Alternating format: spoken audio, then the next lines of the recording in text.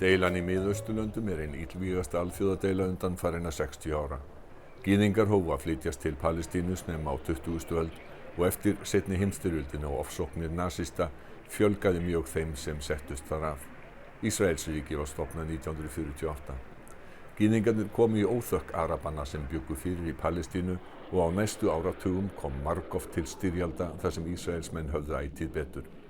100.000 Palestínumanna flúðu. 1967 lögðu Ísraelsmenn undir sig vesturbakka Jórdanár, Gólanhæðir og Sínaískagann og þar með Gasasvæðið og hafa meira og minna herseti þessi svæði síðan. Þeir drógu sig tilbaka frá vesturbakkanum og Gaza og heimastjórn Palestínumanna undir forsæti Yassir Arafats tók við völdum. En nú ríki Palestínumanna klofið. Fatah-hreyfingin sem áratugum saman var helsta stjórnmálahreyfing þeirra ræður á vesturbakkanum. Hamas, íslömsk samtök ráða á Gaza. Ísraelsmenn gera Palestínumönnum lífið mjög erfitt. Til að koma í veg fyrir hryðjuverk eru ótal vegtálmar og Ísraelsmenn hafa reist mikinn múr til að aðskilja vesturbakkann frá Ísrael. Gaza nánast í herkví og aðdrættir þar mjög takmarkaðir. Margar tilraunir hafa verið gerðar til að semja frið og nú enn reynt. Á fundi í Annapolis í Bandaríkjunum seint á síðasta ári var enn einu ferlinu fundið af stað og hluti af því voru fundir Mahmoud Abbas, forseta Palestínu og fylgdarliðs hans í Washington í síðustu viku. Saeb Erekat aðalsamningamaður Palestínumanna og hefur verið það í hálfan annan áratug. Hann 53 ára, stjórnmálafræðingur, menntaður í Bandaríkjunum og með doktorsgráðu frá Bretlandi. Erekat reyndasti stjórnmálamaður Palestínumanna. Hann var náinn samstarfsmaður Arafats og þingmaður og ráðherra. Við ræddum við hann þegar hann kom hingað í síðustu viku með Abbas.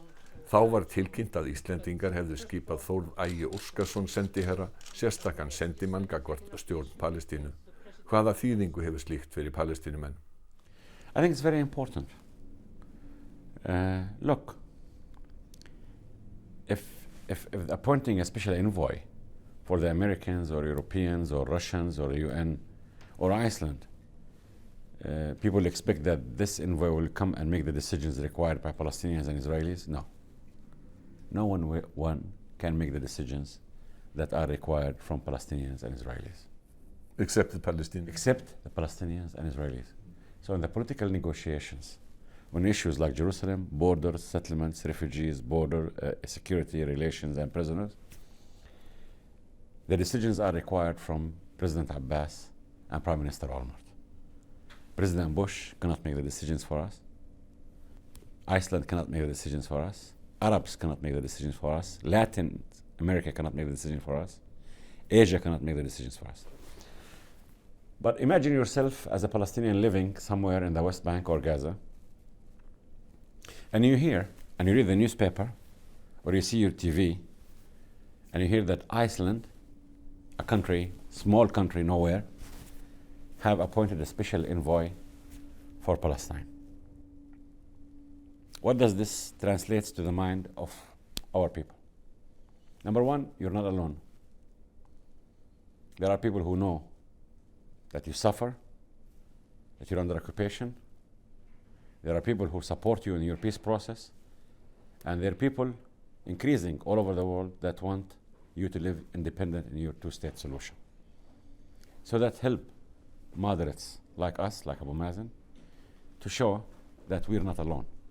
Our cause is gaining. People are being more and more aware of our situation. So when I said that the decision of Iceland today to announce appointing a special envoy, and I'm glad Palestine TV is with us, filming this announcement by the President and the Foreign Minister, I think this for us is very, very important. And I tell you, not that we expect that this envoy will make the decisions that I should make, not the decisions I will make and my Israeli counterparts will make. The small countries in general, we know that Norway was hugely important in brokering the Oslo Accords in the 1990s. But how can small countries help, for example, with the development in Palestine? Well, look, Palestine is small. We're not a huge country. If we establish a Palestinian state in the West Bank, Gaza, and East Jerusalem, 67 borders, it will be 6,238 square kilometers. We'll probably be the smallest nations in size I mean, your country, Iceland, is 101,000 square kilometers. So it's 90 times my anticipated Palestinian state. I don't think international relations is judged by size or judged by strength. It's judged by commitment. Norway did not threaten anyone. Norway has no vested interests. So when they do something as far as Palestinians and Israelis, no one is threatened. Everybody knows that they are there because they want Palestinians and Israelis to make peace. They want to save lives of Israelis and Palestinians. And the same thing, similar for Iceland.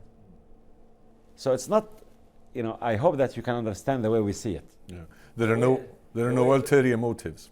The way Israelis and Palestinians see it. When superpowers and countries with huge agendas in the region say we want to make peace, they are following their interests. When Norway, Iceland, other countries, say that we want to see a two-state solution, or that we want to help Palestinians or help Israelis achieving peace, both sides take you seriously because they know that you're not motivated by your agendas and your interests. According to what was agreed in Annapolis last year, a peace treaty should be placed before the end of this year, but that does not look very likely, does it? No, look, let me tell you something. Is it possible to make a peace agreement in 2008? It's possible. We don't need to reinvent the wheel. We don't need to eat the apple from the start. I think, in my opinion, we have finished the negotiations. We know the end game. The end game will be a two-state solution on the 67 border minus plus swaps agreed upon between the two parties. So if I know this, why didn't we have an agreement yet? This is the question anyone asks me. The uniqueness of our conflict is that I come from a part of the world. Some of our people there have been going to synagogues for 5,700 years, saying the same thing every Saturday. Not a single word of what they say is negotiable. Some of my people have been going to churches for 2,000 years, every Sunday, saying the same thing. Not a single word is negotiable. And some of my people have been going to mosques for 1,430 years, every Friday, saying the same thing. Not a single word is also negotiable. When it comes to issues like Jerusalem, borders, settlements, refugees, these are the issues that make Palestinians and Israelis breathe. It's not about a border dispute between Colombia and Ecuador. It's not a border swaps of land between Jordan and Saudi Arabia. It's not a fishing rights on the shores of Iceland that you want to preserve your rights. It's an issue about our faith, our belief. So we are coming and going through labor pains. I cannot become Jewish. I mean, Christians and Muslims, Palestinians, will not convert to Judaism and become Israelis. Jews will not convert to Christianity and Islam and become Palestinians. No one is expecting us to do this. But I think it's about time to try to understand each other, to try to respect each other, to try to say that your faith is your faith.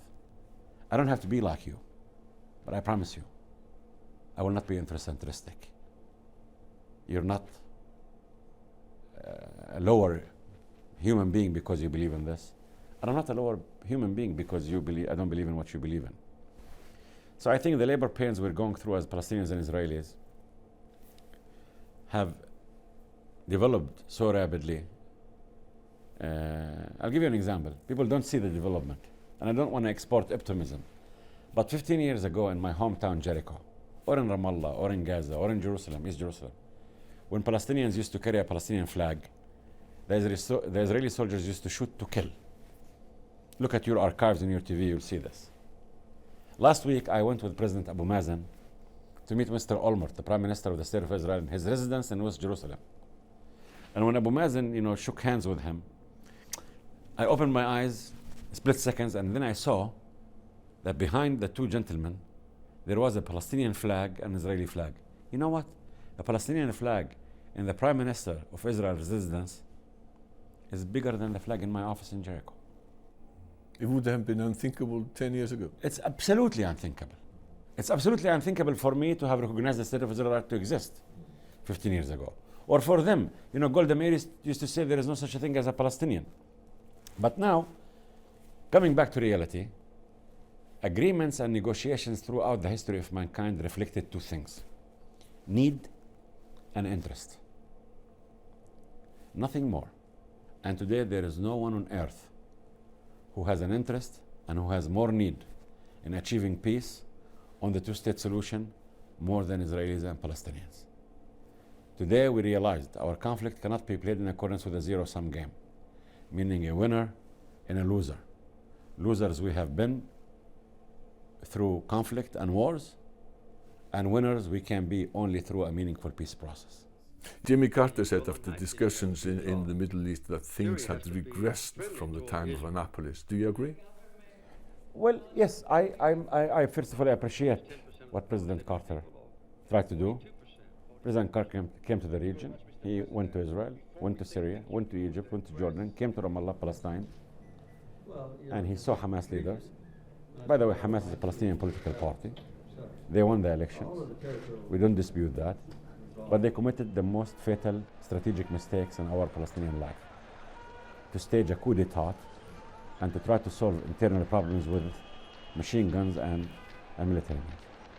And if we don't help ourselves as Palestinians on this, by having Hamas rescinding their coup d'etat and adhering to the rule of law, nobody else will help us. Having said that, I think what President Carter told Hamas leaders, he told them, you need to stop firing Qassams, you need to have the two states, accept the two-state solution, accept negotiations, and renounce violence, which is a good advice. It's a good advice.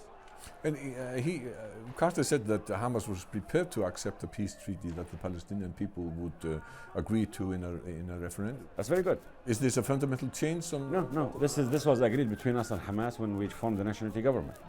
We said when we reach an agreement with the government of Israel, then we put it to a national public referendum. How much does it hurt the Palestinian cause, this schism between Hamas and Fatah? It's the worst thing that happened to us since 1967. It's a deep wound. And if we don't help ourselves, nobody else will help us. See, the problem wasn't with Palestinian democracy. Hamas won the elections.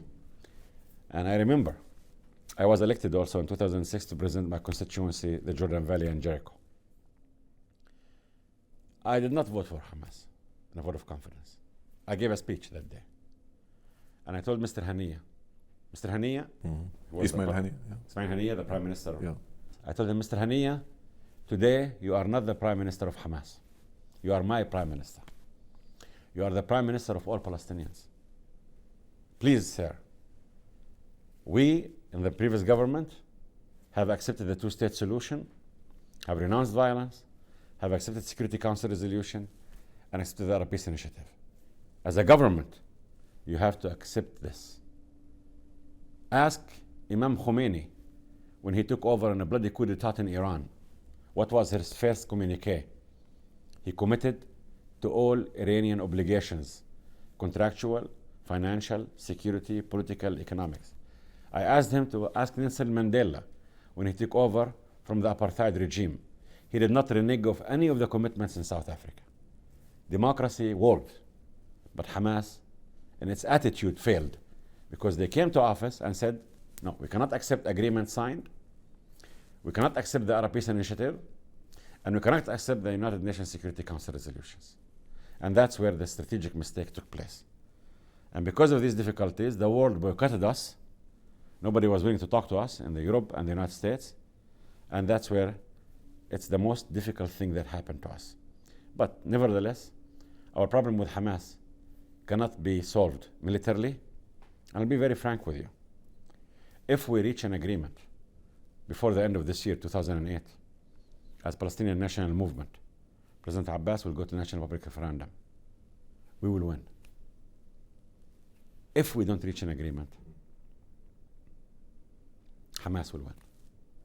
So it's all down to whether you reach an agreement. Because my difficulties with Hamas and my problem with Hamas is not over an educational program, economic program, or social welfare program, or health program.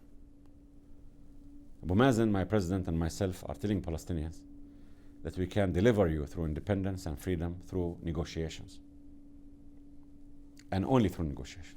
Hamas is saying that no, we give them a chance for 15 years, and Israel continues with settlements, incursions, closures, and so on. Only through armed struggle we will achieve our independence. And by this, many Palestinians who see with their eyes the continuation of settlement activities, the continuation of the wall, the dictations, these policies by Israel are killing us and are now being used as ammunition by Hamas against us. You said in an earlier interview, which I read, that the settlements are to the Palestinians the equivalent of a bus exploding in Tel Aviv to the Israelis. Is that so? I don't want to compare human lives to anything. This is not fair. No. But what I tried to say to the Israelis, what does a bus exploding with civilians in Tel Aviv means to you? Terrorism. An occupation to Palestinians represent the highest form of terrorism, with settlement closures, when towns, villages, and refugee camps are turned into big prisons. This is the highest form of terrorism as far as we're concerned. But I don't want to equate buildings with human lives. Palestine seems to be divided now between Gaza and the West Bank. Is that a permanent division? No. Gaza cannot survive without the West Bank. Today we spend in Gaza, as you're talking to me, 58% of our GNP, while Gaza contributes only 12% to the Palestinian GNP. So Gaza cannot survive without the West Bank. Hamas, sooner or later, will have to rescind this coup d'etat and adhere to the Palestinian legitimacy, our laws, because we are no good as Palestinians if we fail to establish the rule of law, one authority, one gun, a transparent system based on human rights and democracy. There is a conflict in Gaza right now. Do you see any possibility of an early ceasefire between the Israelis and Hamas? Yes, we're trying to work very, very hard on it. I think it's in both sides' interests. I think we're encouraging all Palestinian parties in Gaza to accept the Egyptian mediation on this. President Abbas went especially to Egypt last week. I was with him, and he put his power behind President Mubarak. And then that same day we went to see Mr. Olmert, Prime Minister of Israel, and we urged him to do that. We see the total cessation of hostilities in Gaza first as a major national Palestinian interest, because it's President Abbas' responsibility to protect the life of the 1.55 million Palestinians living in Gaza. This is the truth. You said that you had negotiated a lot, and that the main outlines of a peace agreement was understood by all, that what it would entail. But the problem of Jerusalem, that seems to be one of the most intractable ones. I mean, both Palestine and Israel regarded as the capital. There is something called East Jerusalem, and yes, there is something called West Jerusalem. But do the Israelis... Jerusalem can be the capital for Israel and for Palestine. But do the Israelis really want to give up East Jerusalem? I don't think the Israelis want to take 300,000 Palestinians and make them Israelis. So you don't see that as a big problem? Well, look, I think at the end of the day, once you're going to reach an agreement, it's going to include Jerusalem, borders, settlements, refugees, security, water, and all issues.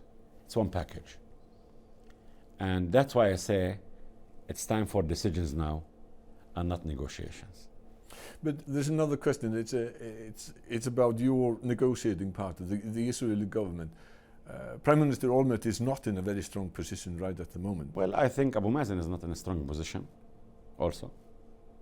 And Olmert is not in a strong position. But if President Abbas and Prime Minister Olmert, imagine if one day they announce they reach an agreement, they will become the most important two persons since Jesus walked the streets of Jerusalem. There have been very many false dawns, broken promises, broken hopes, ever since 1977 when Anwar Sadat went to Jerusalem and spoke to the Knesset. You're still obviously optimistic that you will see peace relatively soon. Show me my alternative. I was born in a town called Jericho. It's 10,000 years old. I live in my father's home, where I was born. From the window of my home, I see the mount of temptation. where Jesus did his fast for 40 days. 3 minutes walk from my home is the old city of Jericho when the walls came crumbling because one of our ladies opened the gate to the newcomers from the Sinai, Yosha ben Nun. And then 5 minutes drive from my home is the place, the Dead Sea, where ladies turned into a statues of salt. Lot's territory. Okay? So a person like me, with all of this around me, I'm talking to you now in a historical perspective. I see tomorrow with the intuition of history as much as yesterday is history. But what is my alternative? Do I want to confine myself to history? Do I want to be the prisoner of the past? In this peace process, I'm not doing the Israelis a favor. I do not want my son to be a suicide bomber. I want Ali, who's 20 years old now, to be like your son. I want him to have hope. I want him to be the soccer player, the musician, the farmer, whatever. But if he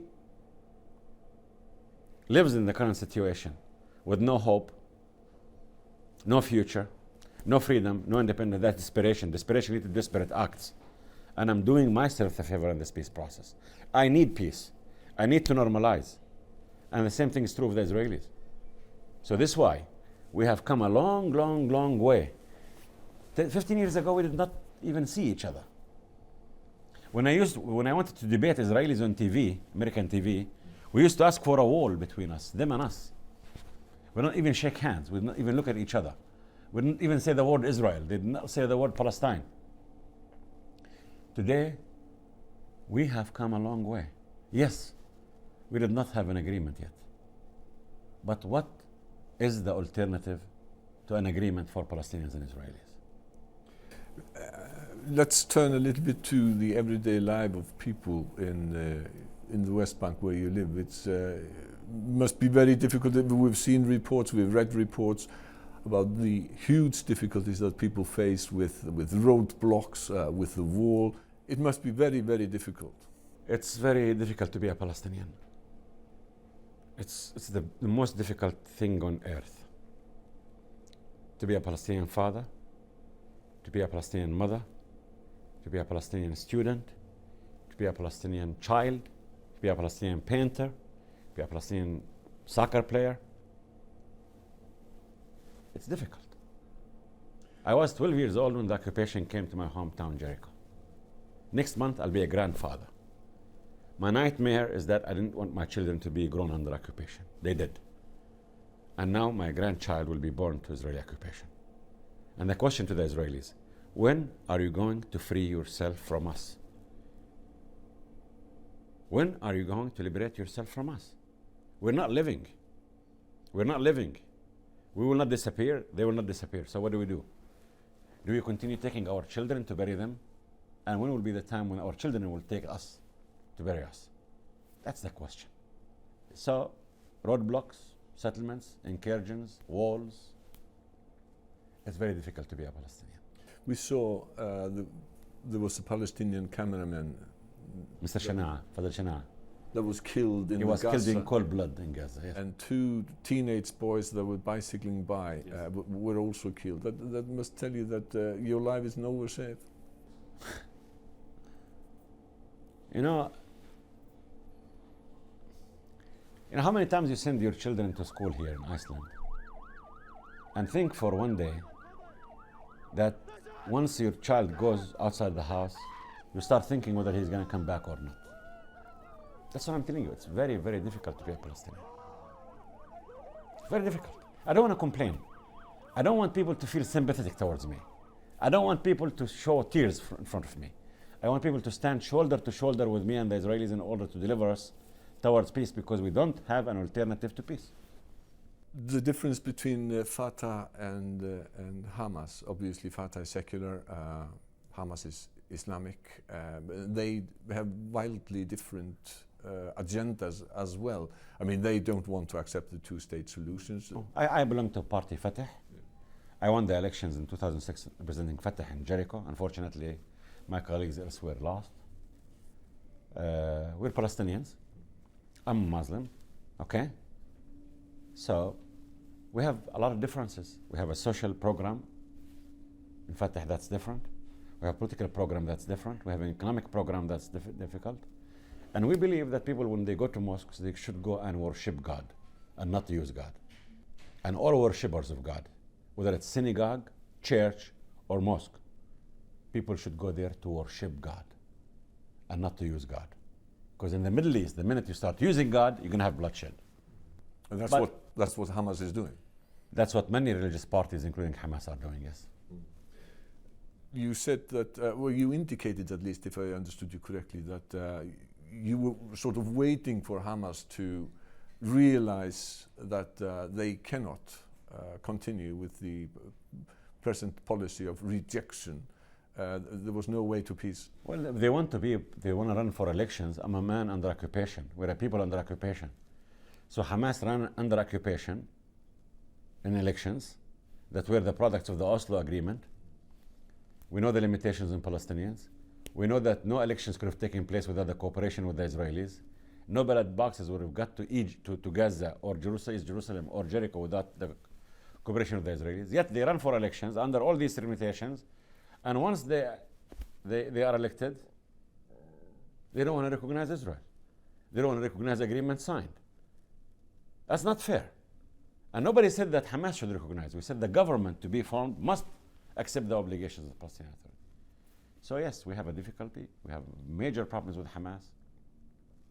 But once again, if I want to win over Hamas, I need to have an agreement, an end-game agreement. Hamas defeats me because I didn't have an agreement.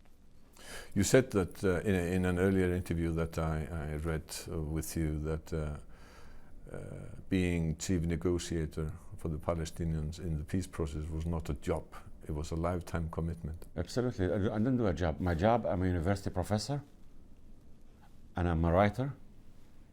My monthly income in November 1982 was equivalent to my income throughout the whole 2007. Negotiations is not a job for me. Negotiations is part of my commitment to my children. I will defend my children. I will defend my grandchildren.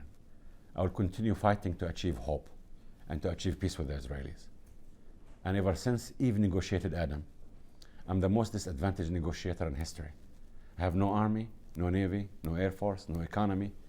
My people are fragmented. If it's my word against any Israeli in the Congress and the Senate of the United States, I don't stand a chance.